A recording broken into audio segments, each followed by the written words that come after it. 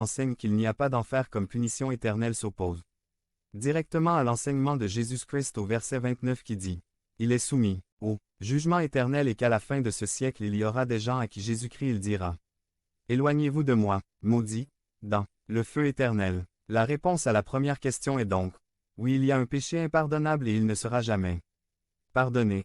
Mais les personnes coupables de ce péché seront jetées en enfer pour l'éternité. » Point. La deuxième question. Quel est le péché impardonnable? Marc 3, 29 Mais quiconque blasphème contre le Saint-Esprit n'est jamais pardonné, mais est passible d'un jugement éternel. Le péché impardonnable est le blasphème contre le Saint-Esprit. Jésus-Christ a souligné que les scribes et les pharisiens disaient il a un esprit impur.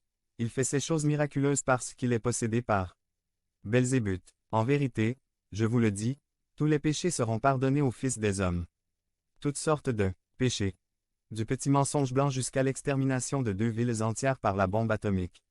Hiroshima et Nagasaki. Les mots tous les péchés font également référence au nombre 2 ou 3 ou à une montagne de péchés. Le nombre de péchés que nous commettons en moyenne a été calculé. Supposons que nous commettions 3 péchés par jour. 3 fois 365 est égal à 1095 par an.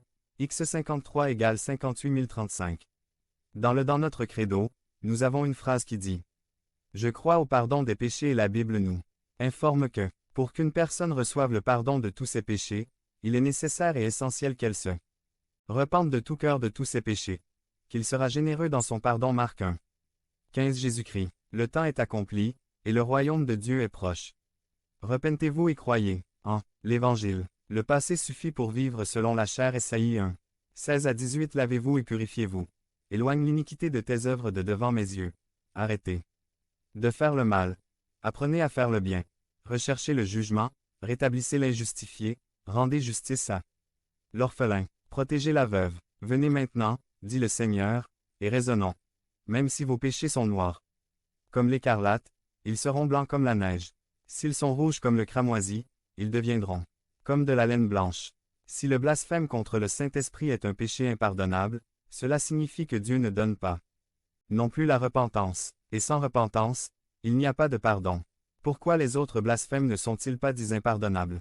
Le blasphème contre Dieu le Père, le blasphème contre Jésus-Christ le Fils de Dieu. Parmi ceux-là, il est dit que tous les blasphèmes seront pardonnés. Seul le blasphème contre le Saint-Esprit est celui qui ne peut être pardonné. Pourquoi? Est-ce un caprice de Dieu? Le Saint-Esprit surpasse-t-il en honneur les autres personnes de la Trinité? Devenez membre de la chaîne et AIDEZNOUS à propager la parole de Dieu dans le monde entier. Sam. Mars 16 2024. Parlez à Dieu en 5 minutes. Description.